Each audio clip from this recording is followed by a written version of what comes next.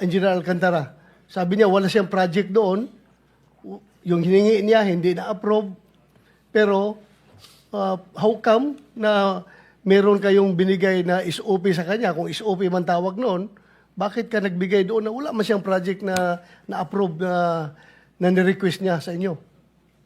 Your Honor, nung po sa affidavit ko, alam po namin, 1.5 billion po yung gusto niyang request na allocation po sa mga multipurpose building, roads, and other structure po.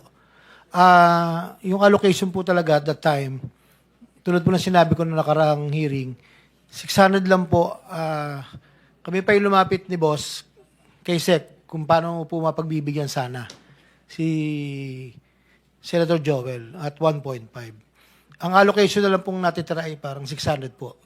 So, nag-isip po kami ng paraan na paano po ma-match in terms of proponent yung 1.5B maging ang initial computation po namin ay 150.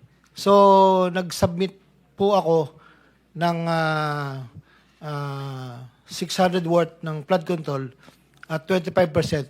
Magmamatch po dun sa 150. Sinabit po namin sa Manila po. Oh, pero yung flood control na yun, na project, sinabi mo, hindi alam ni Senator Villanueva. Galit po kasi siya doon. Galit siya sa flood control, di ba? Yes po. Ilang taon na yan, sige, sigaw-sigaw dito sa hearing na ayaw niya flood control. Pero bakit ka naglagay ng project doon na i-dedicate mo sa kanya? Wala kang paalam sa kanya. Bakit Sir, kayo naggumawa ng gano'n? Opo. Kasi nga po, nung time na yon, nag-iisip po kami ng paraan para ma-accommodate yung 1.5B na request na multipurpose building. So, nag-usap po kami, nireport ko po kay So, Yusek yung Roberto. nga, in short, diskarte na ninyo yon Yes ni po, Your Honor. Yusek Bernardo. Na Yes po. mag-flood control kayo para sa kanya without his knowledge. Para makapagbigay kayo sa kanya.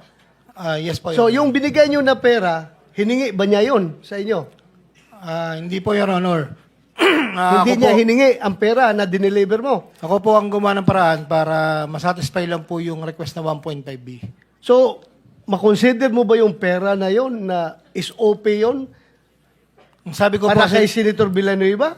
ang sabi ko po doon sa tao niya, pag sabi mo kay boss, titulong. Tulong. Yun po ang sinasabi ko po. Voluntaryo mong tulong. Opo, pero hindi niyo po alam doon ko po kinuha doon sa... Hindi niya alam na galing sa flood control project yon. Yes po, Your Honor. So, you have to be clear with that dahil Yes po. yun lang. Yes, Mr. Chair, may Yusek I po, Bernardo. hindi ko po maalala kung paano pong na sinasabi niya na nagbigay ng 600 million na pondo kasi yung pong pondo na yon parang siya naman po ang nag-implement. Siya rin po ang kausap kung kausap po niya si Senator Joel, hindi ko na po masundan yon, Mr. Chair. Nabanggit lang po niya yung problemang ganon, pero hindi po ako aware na gano'n dun sa sinasabi niyang flood control. Hindi po. Kaya nga, gusto ko sabihin sa inyo, kung sabihin nyo involved si Senator Villanueva sa flood control, right here, right now, mag-resign ako sa pagkasenador. Kung sabihin mo na humingi siya sa inyo na flood control, dahil ilang taon ko nang naririnig yan na sinasabi niya na ayaw niya na flood control, galit na galit siya dahil ang Bulacan nababahan ng flood control. Pero kung sabihin mo na naghumingi na flood control sa inyo, I am sure, hindi yan nangyari. No, Your Honor. Ha? Sabi ko nga po, hindi po. Ako po yung nagawa po Pero kung sinabi mo sana na sa bata niya na itong pera na ito para kay Joel Villanueva, Senator Joel Villanueva, tulong ko sa kanya, galing ito sa flood control, sigurado ako hindi tatanggapin yun, magwawala yun.